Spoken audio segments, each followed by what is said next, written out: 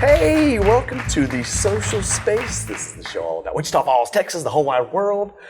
I'm Eric CROSSLIN. It never even matches my hand, the little third, but, whatever. Still cool. Every time you do it, I think you're pointing at me, like I'm supposed to go or something. Megan, well, we'll start your way this time. To my right, she's going to be here for the first segment until you mess up. Data scientist Megan January. How you doing, Megan? Good. Thanks for being here again. Thanks for having me back. No feedback on you being here last time, but no feedback, sometimes good feedback. Yeah, no news. It's good news. No news is good news. Across from me here, hey, Andrew Bell. Plenty of news. Plenty of news. Welcome. How was your run today, guy? It was good. It's beautiful weather's getting a little outside. nicer to run. Yeah. Okay. And then that right there to my left is not 𝗀𝘂𝗿𝗄. Not this time. Schreiber. Hello. Happy to be here. Jackie's out, I don't know, probably making money for us somewhere. Lubbock, Texas. Oh, is she in Lubbock? Yes. I did hear that in the meeting this morning. Yeah. So I just thought she heard I was coming. Yeah, she did. Yeah. She says, I'm not going to be in the same room with Nick. She's subtle about it. But we are going to get to your segment next, and then we're going to have our other guest, Aunt Arnold-OGDEN, who's going to be here with us as well, and you guys will both sit in for the rest of the show. But for the first, we're going to do another. It's categories again. Andrew, I hope you're ready. I'm ready. Wichita Falls, Texas, the whole wide world. Wichita Falls. I got to put on my glasses, y'all. I'm old. So we're not. This isn't really a discussion. This isn't really a discussion topic, but sometimes if we don't have enough, you get a lot of people asking to be guests these days, and we just don't have time for everybody. So if you have an event, just email it to us. If we can't get you on, we'll just talk about it. Tegan from Gypsy Kid asked me to talk about the Cattle Baron Ball Putting for a Purpose. October 29th, it benefits the American Cancer Society. Nice. So get out there. I'll put you'll see the picture right now with all the rest of the info on there. You guys? So it's a golf thing? It's a golf Putting for a tournament, purpose. Yeah, do you guys golf? Want me to golf? Absolutely. I try. Not well, but yes. I've never broke 100. Yeah. I was on the golf team in high school. I never broke 100. Yeah. You didn't have to try out. There was just not enough spots. Hey, speaking of Tegan, also, by the way, they got a bunch of new TVs over there at Gypsy. You can watch They're going to stay open on Sunday and Monday nice. nights. Oh, yeah, nice. so you can watch football I saw the games pictures there. on Facebook. I know. Looking good. Yeah, so there you go. Another place where you watch football. All right, speaking of Cowboys, this is our Texas subject. All right, how about them Cowboys, guys? As we Big take game this, tonight. they play tonight. Playing tonight. By the time this airs, though, the next game will have happened already. Oh, yeah. The Carolina game will also Okay. have happened. Okay. So we will be 4-1 by the time this So airs. I'm reporting that they've won both. That's right. Handily. Yeah, Monday Let's Night hope Football. so. Let's hope so. And don't forget, you would have already it would have already played by now, but Nicholas on an hour and a half before the games on 106.3 The Buzz, one of our partners in crime. I'm on another show called Pre-Gaming with the Boys, where we talk about football. So, All right. TV, radio, You're the man. just a media mogul. Yep. Stuff falls. Next personality right here. Oh, man. How are we feeling about the Cowboys this year? I think I've seen you on buses, too. recently. Not anymore. We're off all the buses. How do I feel about the Cowboys? Well, they looked, even though they lost, fantastic against the Buccaneers. Won their other game. Yeah. I think they're going to do all right. The division is not the greatest again. We call it the NFC least Yeah, this the year. least. So surely they can rise to the top of that. Yeah. Surely. All right. Interesting. Well, that is it. Are you? All right, whole wide world, the topic. Instagram for Kids. Facebook was making an app called Instagram for Kids. They halted it, I guess, because of scrutiny. And you hear that and your immediately thought is, I know you're not even on, you don't do social media at all. No. Of course don't do it for kids. But I guess it's like they're doing it to be like, to keep kids away from the regular Instagram, and this is going to have parental controls where you can watch what they're seeing, and you can block things. Megan, you got kiddos? Instagram for Kids? I like double-sided. So I've got a daughter who is in 4th grade and has access to the internet at her fingertips. She has a phone, so I know that there's a possibility that she could get it, especially when you get older, that junior high age so a part of me is like, you should go ahead and do it because they're going to do it anyways, and I'd rather be able to might as well have one for that. You monitor it. Yeah. Yeah. Because she has like Facebook Business Manager. Wow, you got her going on. Wow. That's me. She's got Facebook Messenger for kids. Yeah. But the adult has to control it, of like who you can be friends with and talk to, and like you can go in there and see the conversations and, you know, who they're messaging and what they're sending back and forth. So there's like, there's control over it. Yeah, you got a kiddo, one too? Yeah, my 7-year-old son, and I have him on Facebook Messenger because that's how he does video chat. We don't have iPhones, so we don't have FaceTime. So when talking to people on iPhones, he can use Facebook Messenger and easily talk to people. So all his cousins and aunts and uncles. So you, as the parent, have to prove who he's friends with. I would assume this thing is the same. I mean, as someone who has had Instagram for about 5 years, that's pretty much what mine is my kids' pictures. I don't have no idea what else to post. So that's basically what mine is already, is Instagram for kid. I don't know. Hey, and then somebody in the Bell household has to be on social media, right? Yes, my wife is. But I'm gonna say no to this. This is because the disastrous couple of weeks that my wife has had. It's her school teaching, and the things that the kids are doing to the school. Oh yeah, and those all TikTok the challenges and stuff like that. I just think. But if there was more monitoring by parents, True. there may not be a lot of this. I'm sure, like, I just think of my parents that have no clue what, like, they know what TikTok is, but not to, like, that extent. If you just really were ingrained and educated on those things, that's why I'm on every social platform. Sorry, kids, but I don't ever want to. Yeah, I don't want to ever be naive or not know what's going on or what could possibly happen. It's crazy. Yeah. Those TikTok challenges, we had a little thing in school, and I was in school called corporal punishment. So you might get away with that once. Knew that experience. No, I don't think they do that anymore. No, they don't. Well, I wonder what's the transition? Is it Instagram for kids until you're 13, 15? What is it? And then you transition into having your own Instagram? What? Well, I think one of the things they said no to, or one of the reasons they pulled it, is because of the mental like health of it, of looking for likes. Is a lot of it. So I understand that component, but I don't know about the age. That's interesting, because at what point could you just get off of it and go ahead and make your own Instagram anyways? And because it's all about your age. So if you can figure out, I can just lie about kids can my figure year. it out anyway. I mean, well, there we go. All right, Hayden's waving at me.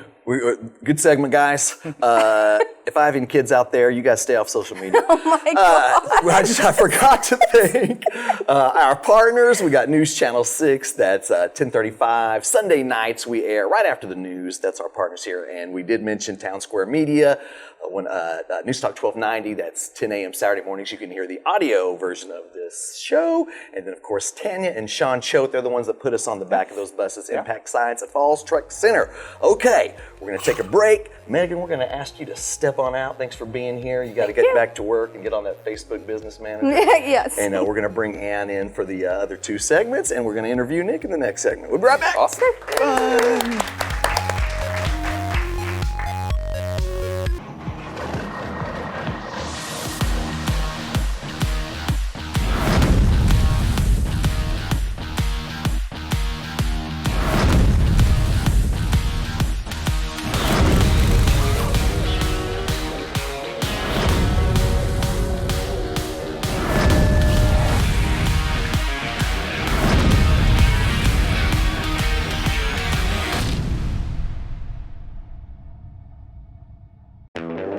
Four incredible radio stations. That's who we are. We are Townsquare Media, and we bring the best of radio to the North Texas area. Wake up early with NewsTalk 1290. That's us. How about Kelly Raspberry on 92.9 NIN? Yep, that's us. Bringing you the best of country with 102.3 The Bull. That's us. And rocking it all day long with 106.3 The Buzz. That's us. We are Townsquare Media, and we're proud to be a sponsor of the Social Space. Hey, welcome back to the Social Space, and we have now joining us to my right, one Ann Arnold-Ogden, original co-host of That City Show. That's right. Really? Yeah. I don't like to talk about it. I wouldn't either. I know. The good years. The only years that count. And of course, still with us, Nicholas Schreiber here. Begrudgingly. Begrudgingly. We're just How gonna, you feel? Decent. so technically we're going to be talking to you this segment. Okay. So Ann, I don't want to hear anything out of you. No, I'm just kidding.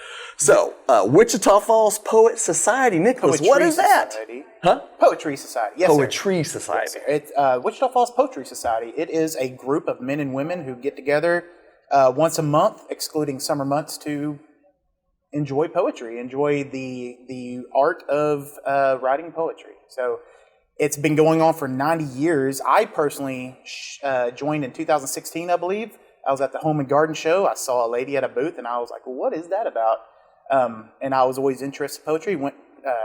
Went to college, actually, for creative writing, and joined it because I didn't know it was around. And here I am 6 years later. So, I mean, when y'all get together, like, do you sit in a group and write, or is it not? Yeah. Yeah. Yeah. No, well, we meet at the Kemp Museum for the Art in the Texas Room. It's always the third Saturday of the month, and I want everybody to know we are always open-armed with anybody who wants to come in and either just listen or participate. Before you become a member, you can just come and check it out if you like. But we meet on the third Saturday of every month, or September through May, and it's a 2-hour-long meeting. We do our little call to business, we do our treasurer's report and our old business and new business, but every meeting we have a program. And we, as the members of the society, take turns hosting a program. Somebody's in charge of bringing refreshments. We have hors d'oeuvres and some drinks. And somebody hosts a program. It's all kinds of different types of topics. You can choose a specific theme or a specific style, or we can do a program over a specific person or a specific time period of poetry. And so the rest of us just kind of learn it, ask questions. We all participate in a monthly contest. So we get to kind of see how each of us stack up to the others. So it forces me to spend a little bit of time every month doing it, because otherwise I wouldn't. Really, I don't have time. It's a really cool outlet to kind of get your thoughts down in poetry form. It's like a book club, because in the fact that you know when the next meeting is, so you have a deadline, if you will, which I kind of need. A deadline of when to submit stuff, or otherwise I wouldn't. So you got to be prepared for the next meeting, if you want to participate and be involved. So have you written poems? No, I am not a writer. I'm not a writer yet. Let's see. Now, do your poems rhyme or not? Well, I get confused. Sometimes poems don't rhyme, and I don't understand. It depends on the poet. I mean, Okay. Poetry has all different kinds of definitions. Modern poetry doesn't rhyme as much as poetry of the past, and that's all right, because a lot of the rhymes have been done before. But it just depends. It's poetry is really just about a creative expression. For me, it's a snapshot of what I want to express, and then I try to use descriptive words to paint that picture, if you will, to whoever's reading it. So a lot of my poetry rhymes. I enjoy meter and rhyming. I like the effort it takes to make things fit, if you will, while also being, descriptive and make sense. So, but you don't have to rhyme. No. What is that? Was it a haiku where it's 3 syllables, 5 syllables? Was it 575? Yeah. Is that a poetry? That's haiku. Yeah, absolutely. And there's other variations of the haiku. But that's a good. That is a classic form of poetry style that's great for beginners to practice. And I mean, there are some haikus out there you're just blown away by how much you can fit into 575. So but it's a great tool for beginners to try to learn. Nick, what kind of impact did the pandemic have on the society's writing? Was it great for opening up those creative juices, or did you feel a writer's block during it? I mean, it hindered our overall society a little bit, because we didn't meet during those months. When it hit, and we didn't have our March, April, May of 2020 meetings, and then we tried to do the virtual thing all of last year, and or at least the beginning of last year, and it worked all right. It wasn't a lot of participation overall. It was hard to participate. You kind of lose that give and take when you're onto a virtual thing, but it gave a lot of topics to people to write about. for me, I actually wrote more during that time because I was at home more. And I was working from home. My son was at home all day instead of going to school. So I just had more time, and I did write a lot more. I didn't necessarily write about COVID, though. That's not a topic that inspires How do I hate How I hate thee. Let me count the ways. Ode to COVID. But we did have, I think, one of our programs was on something to do. I can't remember. It was a general type of thing, but we did the contest over, write a COVID poem. So it was fun to hear the different views. But we have we have all different age members in our society, and so we have to be careful with how things go at this time and day. Yeah. So, good question. Yeah, you can say you got a real interviewer in here for once. So you got a book you want to tell us about? Yes. Look, I even brought a copy of it. Yeah. Okay. It is a celebration of poetry. So there's about 15, 17 members of us now, I believe. But there's 15 members in this book. Each one of us submitted 6 poems. So 15 times 6 equals 90. So 90 poems for 90 years. So this is our 90th year. The Poetry Society was created in 1931. It tells a little story in here about how the first group of 9 women got together. They used to do it in their own homes, host little luncheons, and talk about poetry. I think it was really a society back then. Then they let me in. Now it's just a club or something. But they it kind of commemorates the history of what this has been in Wichita Falls. Because a lot of people don't know. I mean, there's 2 former poet laureates from Wichita Falls of Texas. I mean, we have a lot of very good talent here in Wichita Falls, and that's kind of what this is about, is getting some of those names out there. Nice. Really well, how do cool. people get that book? Yeah, so we are selling it on Amazon. You can search for A Celebration of Poetry in Wichita Falls. You'll find it. It's on Amazon. We'll be selling it in person at just various events that we go to, like the Home and Garden Show and different Kemp Center for the Arts events that we collaborate with them. We actually have a book release event coming up on October 14th at the Kemp Center. I'd love to have as many people there as possible. You can come and meet the different poets.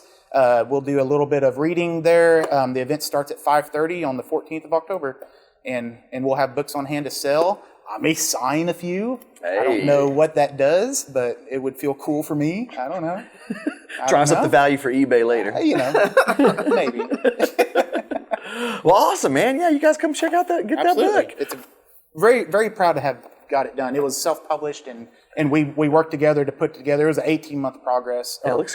It was, but glad it's finished. Yeah. Awesome. Time to get it out there. All right, buddy. Anything else at all we need to touch on there? We're getting the signal over here. Yeah. Well, the only one thing I wanted to say was thank you to Sue Yingling for she helped sponsor the book. She is a big contributor to the Kemp Center for the Arts, and she helped sponsor our book in the memory of her late husband Terry. And so thank you, Sue. It means a lot. So. Awesome. Well, that's awesome. I did, until you reached out to me about this, I didn't even know this existed. The only poets I liked back in the '80s were Two Live Crew. And that was my poet as well. Hey, it's classic. It's different type of classic. It's art. Well, thank you. Don't go anywhere. I expect just as good of a question for Ann as she had for you. Yes. Oh, I'll start working on that. And we're going to be right back. We're going to talk about the Wichita Falls Alliance for Art and Culture when we come right back.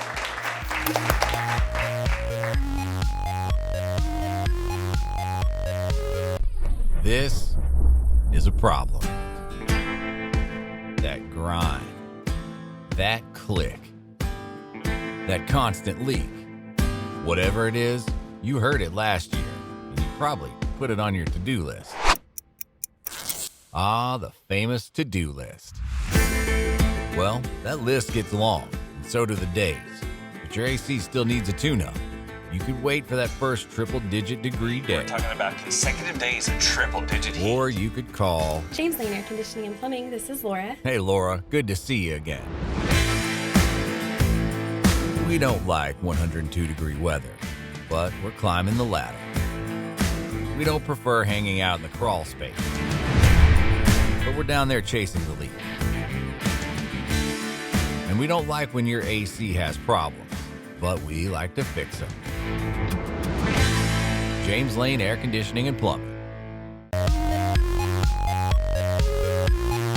Welcome back to the social space where we've got a whole different group today. We've got, well, that's still Andrew Bell Yes, over there. We've still got me. Nicholas Schreiber over here. And Arnold-OGDEN. See, this is where I need to, where do I wave? Right here? No, just to us. Okay. She really wanted to know where her camera was. It's awkward. It's like, hi. Like, there's nobody looking at you there. Yeah, that's right? true. It's a thing you should know. That's the thing you should Polite. It's polite to wave to the camera. It is. Is that from your news training? No. No. And Arnold-OGDEN. What is the name of your? What is the name of your? So I'm the Associate Executive Director of the Wichita Falls Alliance for Arts and Culture. Okay, it's a lot easier. You can for call to us say. the Alliance. The Alliance. I like that. Like in the big white Sounds letters dangerous. right there. The Alliance. What is the Alliance? What So, do y'all do? We're a local arts agency, which means that we advocate for the arts, we promote the arts, we administer grants from the city of Wichita Falls to arts and culture nonprofits. We support artists, all the arts for all the people. We install public art. We've done murals in Wichita Falls and Vernon, and we just want to make this a great place for creative people. Yeah, this is one of the awesome things about Wichita Falls is all the huge murals everywhere. Well, Nick was talking earlier about how many talented and creative people there are in this community, and that extends beyond poetry and music and art and performance, and there are lots of creative people here. And it's our job to make sure they know what's going on and that people know what they're doing. Yeah. And tell us about this resiliency mural. So this mural, we're really excited because we've received support both at a city and state level and also on a federal level from the National Endowment for the Arts to create this piece. Now, COVID has slowed us down quite a little bit, but we're excited hopefully in the next couple of months to start seeing mosaic pieces going up on the parking garage next to the Museum of North Texas History. Oh, cool. And it's animals, as you see here. I'm assuming there will be a picture. Overlaid. I should just not lay anything over that. Of animals that are working together. They're stacked on top of each other to hang the moon. We've been so fortunate to work with two very creative artists, Jesse Baggett and Steve Hilton, who've designed this piece and will be installing it. And so, yeah, we've received money from the 4B board. Thanks, Nick. From the state of Texas, the Texas Commission on the Arts, and from the NEA. So we've got funding across the spectrum coming into Wichita Falls, in addition to support from donors and individuals. And so it's been great to see everybody kind of come together to show what we can do if we work together. And when you say mosaic pieces, so what does that mean? Just like little squares of? No. These are big squares. Big squares. These are going to be a big, little different. big pieces of tile, of ceramic tile will be adhered to the base of this building. Kind of like behind Carrot, the one we have over here with the little tiles? But bigger? No. They will be in the Close, but no. shapes of animals. Yeah. So it'll be more like, 3D, right? Like yeah, more protruding from it's the not going wall. to come off very, very far, but there will be a textural depth element. Is Jessie Baggett the one that paints the jackrabbits? She does. She is yeah. she's one of my favorites in town. She I watched does her a at the lot art of battle. really creative animal cool art, and both are very talented. Steve is a professor at MSU, and both very, very creative, very talented. See, and one thing I also want to point out is, y'all put so much effort into what this is going to look like and what it's going to be presented as, but I also appreciated how much effort it is to making it safe for the structure to be on there, for people to be tamper resistant, graffiti resistant. So a lot of that y'all put thought into, and I really appreciated that. Yeah, appreciated that as we well. actually had an engineering firm come out to sort of walk us through what it should look like to actually install these pieces as far as like weight, size, height, what type of epoxy, what time of year it can be installed, how we keep it from falling off, which is very important with heavy ceramic pieces. Weather. What you said this is the parking garage, North Texas History. Is that the one across from the brewery? Across from the brewery. Okay, I ride my little electronic scooter up and down that thing all the time, so now I'll be able to. It's fun, Yeah, Well, I mean, I guess the mural's on the other side. It will be on the outside, so when you drive by, you'll be able to see it. Okay. You'll feel the spirit of the mural while you're scootering around on the inside. That's right. Well, it's exciting. It's a 4-story building, and this mural and paint are going to go all the way up, and it's really a prominent corner in downtown. Oh yeah, yeah. And you know, you see art on every corner. Really, it seems like, and so this one was in dire need, and luckily the city, who owns the facility, the 4B board, was kind enough to let us put some art on it. Yeah, it's going to look cool. So will this be up forever, or is there a time frame? Till the end of time. That's the plan. Yeah. Of course, there'll be maintenance and some things required. I think most mosaic murals are expected to last like 20 years. Okay. But we're preparing for maintenance and how we're going to care for it to ensure it lasts as long as possible. Just not temporary, I guess, is what you were asking. Do you know when it's going to kind of start going up, or when the plan is for it to start going up? We first have to do a few things to fix the building. If you look at it now, there's some rust stains on it. And if we were to install the tile on that, then the water could get behind it and off the tiles would pop. So we're working to get that corrected first, and a few other small issues with water and making sure that it's safe to. Okay. Well, that's exciting. All right. Another little addition to downtown. Yeah, and, this. I don't leave this. Ohio to Lamar from 10th to 7th. I don't leave that area ever since I moved downtown. And so the more things. Thanks for letting us know. See, that's why it's good to know where your camera is, because then you can make a little wink give at a knowing look. So anytime y'all can beautify up those 4 blocks, I'm all for it. Well, and we need to work on his footprint. Yeah, this is all for me. More concentration here. And that's really what we're trying to do across our area. We've got a pretty wide service area, and we've installed 2 murals, really to statewide acclaim for the artists that have installed them in Vernon. That's a really cool one, yeah. And so it's our job to really show people what the arts can do to make their communities more vibrant. And, Wichita Falls is already a beautiful, vibrant city. Yeah. This just really showcases the talent and the creativity that's here. Awesome. Well, gosh. That helps to highlight it. That's it. Sure does. Yeah. Well, thank you guys both for being here. We appreciate it. Thanks for having me. And we look forward to buying the book and seeing the art installed. Absolutely. Yeah. Well, thank you so much. That's all the time we have, and we will see you guys next week. Thank you for having me. All right. Yes. Thanks, y'all.